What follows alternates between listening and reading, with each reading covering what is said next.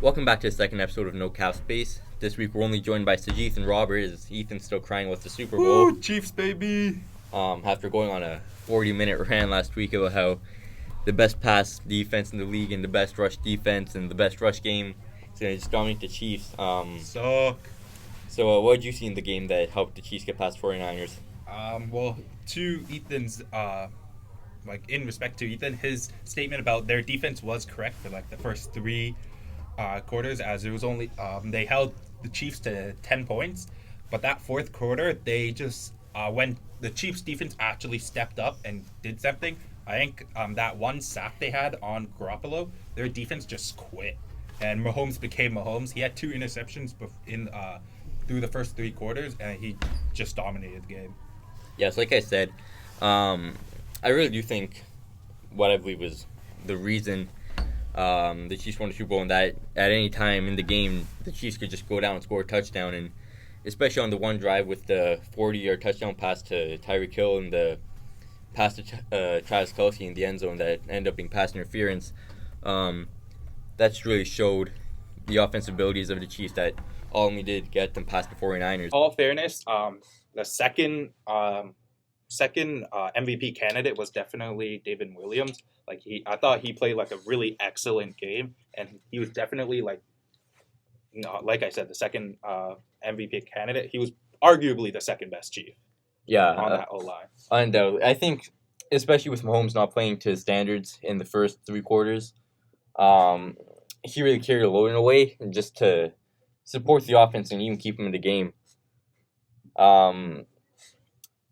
But also, I think we do have to talk about the Chiefs' defense, who coming in, even 26th in the league. Yeah, even Ethan, which he was right. They were supposed to just run all over them, and I think they did do a good job stopping the run in that game. Yeah, the second half, I definitely think they just not necessarily the third quarter when they gave up 10 points, but that fourth, they especially that sack and that late interception, it really showed that that was they huge. Bonded. So what did you think of the 49ers? Do you think Garoppolo, for me, I truly don't think Garoppolo showed. He went 20 and 21. He had those two interceptions, even though that last one you could arguably say it didn't really count. Their run game didn't exceed any expectations. I think it was subpar, if anything. So that, I think, was their downside. Their pass wasn't bad. They did gain a lot of yards and stuff, because I feel like the Chiefs defense mainly just prevented the 49ers from just gaining a lot of extra yards instead of just trying to limit any. Yeah, and I think they really did do a good job, because I didn't think Garoppolo was going to have that bad of a game. I think he was going to do better, but I don't know if that much is Garoppolo just maybe being overrated, or even the Chiefs defense again doing a great job containing them.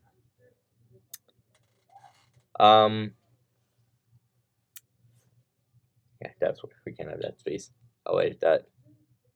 And then you want to just cut straight to Yeah. All right, segue to the MLB. Dodgers. Yep. So in other news, later this week, just yesterday, trade was it yesterday? It was Tuesday, Monday. It wasn't yesterday, okay. So, in other news, earlier this week, in the MLB, big news with the Dodgers and Red Sox. It's also the Twins and Angels. Yo, I feel like the Angels got the best deal, the best return for a give in this scenario. But the big piece, Mookie Betts, 2018 AL MVP, going to the Dodgers. Their lineup is scary. Yeah, you can even say from 1 to 7. That lineup is gonna be disgusting. But unfortunately, due to cap hit, they had to give out John Pederson to the Angels, who randomly came into this trade. I didn't see that happening, but like I said, they definitely got a steal here. Yeah, that's huge for them, especially with what they're trying to do with Trout and Ohtani. Yeah. I think this I wouldn't say put them over the top, but I think it's definitely moving in the right direction for the Angels. Moving towards the playoffs and maybe even ALCS or DS even. But in terms of Dodgers, I think this does put them at favorites for World Series, especially with adding David Price, even though he was more just there to be there. Yeah. But like if he can at least contribute and Yeah. like perform like he used to, then that will be really good for the Dodgers. And I think even, of course, not just same level, but even as a replacement for Ryu, I think just to keep that rotation going, it didn't force the Dodgers to just put like a random in there. From AAA or just a free agent that you can sign for a couple million. I think it really does keep them in the conversation in terms of one of the best pitching staffs in the league. Yeah, honestly. But I think the team that initiated the trade, the Red Sox, I think they lost out big on this. I really don't think they got as much as they could have. At least with the leverage that they did have. They definitely should have got a bigger return, but yeah, I think so too. But like, I understand I understand as a Red Sox, like as the management, you're in a cap, you're in some cap situation because you paid guys a bit over. Mm-hmm. But like Mookie Betts, he was literally your best player for the 6-7 years he's been there. He won a AL MVP with you guys. Like, I feel like if anything, you should have lowballed and got someone off your team that you overpaid just to keep Mookie Betts. Like, that guy's really fucking good. Yeah, for sure.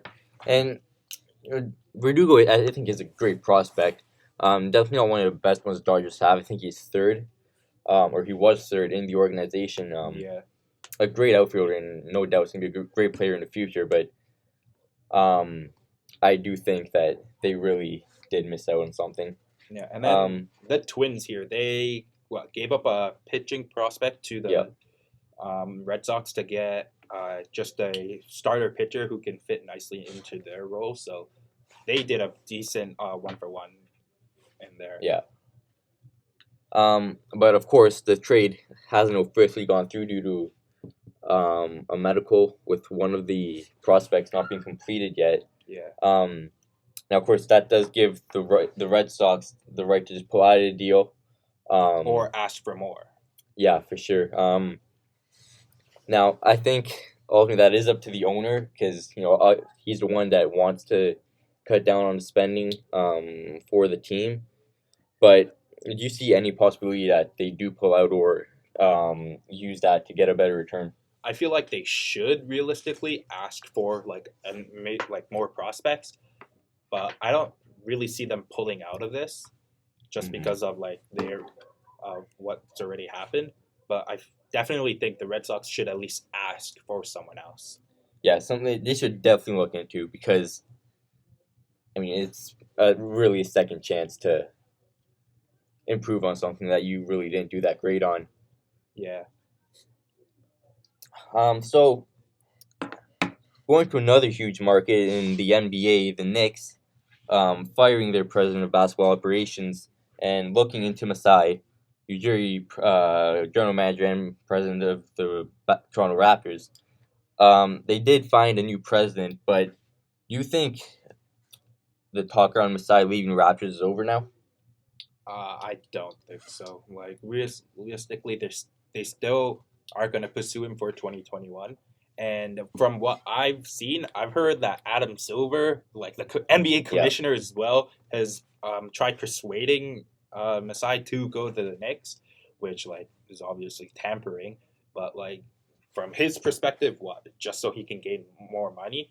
But I really do hope Masai stays, just because he's literally pulled a trade that you didn't really see coming with the DeRozan Kawhi trade, and obviously, DeRozan was such a fan favorite, but it ended up pulling off because we won that. Yeah, and I think it really is up to Masai, and I see a lot of Raptor fans commenting on how he won a championship here. He can win more, especially with the young talent that the Raptors do have. But I have seen stories of Masai saying how he doesn't really want to stand still and he does like the challenge. So I think there would be no better challenge in the NBA than turning around the Knicks, which would be absolutely huge for him. Do you think this is a decision that he could make again in 2021 when his contract is over? Yeah, I definitely know that the MLSC's president made a statement saying that they want him to stay, so they're obviously going to try giving him more money. But for what you said, him wanting to have another challenge, the Knicks haven't made the playoffs in like how many years? Who knows? Yeah, They're basically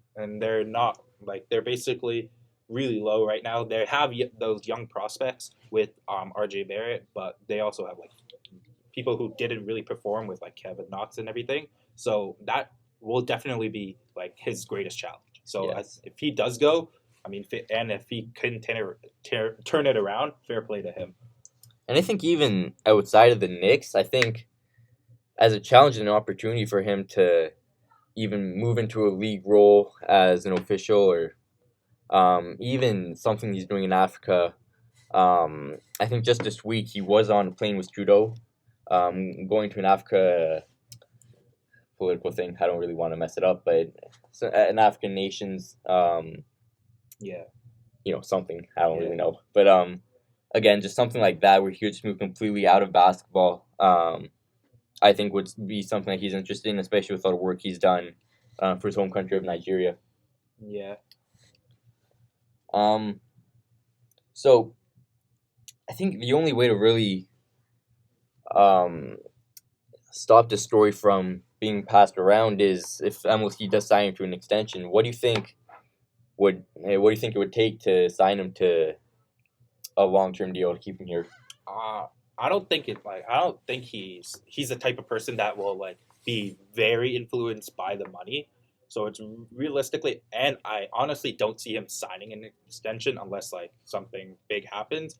So I do think he's gonna wait until 2021 to make his decision, but I hope it's with the Raptors.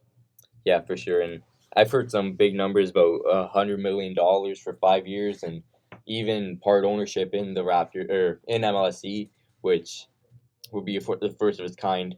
Yeah. In possibly like all of sports. Just keep one guy here, but of course I don't think anyone is irreplaceable. So even Bob Webster stepping up into the general manager's role would be, I think not a good thing, but a viable option. Excuse this interruption. A message from the guidance department. Thank you to all staff and students for being so accommodating and attentive during the ILIP course selection presentations by guidance the Knicks, staff. Like this whole thing is like, the Knicks signed someone. They can A literally just reminder fire that him in 2021 and be like, yo. Presentations, they can be accessed on the BCSS guidance website or billcrothers.com. Course selection officially opens next Wednesday at 9 a.m. for students to submit their choices and must be completed by all students by 3 p.m. on Friday, February 21st. Yep. Thank you. Yeah, I think Bobby Webster, not a good thing, but I think a viable option for the Raptors if Masai were to leave that position. Yeah. And I think something that the Knicks did eliminate with the hiring of a new basketball president of basketball operations was a trade with MLSE or the Raptors that would have seen him leave, this year this summer or next summer. Or sorry, not next summer. That's when his contract's up. But this year. Yeah, this year was a trade, and I think that is something that MLSE would look into, whether it's even like RJ Barrett and a first, which I would do personally, or RJ Barrett and 2 firsts or 3 firsts. Realistically, for the Knicks, RJ Barrett and Mitchell Robertson are literally your building blocks. So I doubt they get rid of them, but like anything else, maybe it's definitely in the question. But I could see them being like the untouchables. Yeah, for sure. So, speaking of trades and Okay, I didn't like that. But we're going to Leafs now. Okay. So speaking of trades, the Leafs made a big trade in the eyes of their fans yesterday. Or not yet. What did I keep saying yesterday? Made a big trade in the eyes of their fans on Wednesday after playing the Rangers. They sent Trevor Moore, a third, and I believe a conditional second to Los Angeles for conditional third. That turns into a second. Yeah, okay. Yeah, conditional third that turns into a second. To Los Angeles for Jack Campbell, backup goalie, and Kyler Clifford. What do you think they bring to this team? Kyle Clifford's a great fourth liner who I think Dubas did a really good job only retaining 500. Retaining 50% of his cap. So with Kyle Clifford, he's that grit type of player that we need. He already, I think, this season has 3 fights, while the Leafs in total all have 3 fights.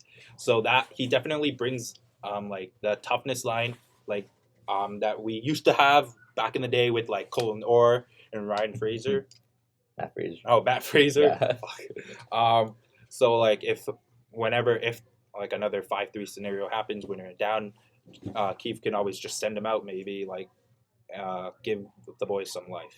And with Jack Campbell, I remember when back in the day he was supposed to be like a really good backup, maybe a really good starter, and a really good trading piece for the Kings. He didn't really pan out, but I think he's definitely an upgrade to Hutcherson. And as of right now, I don't believe he's going to play on the Friday game against Anaheim. He is.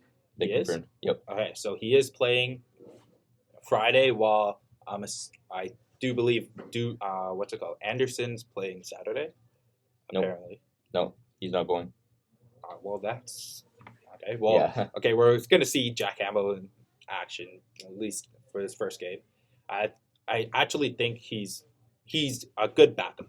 Like his numbers and everything, he's a good backup.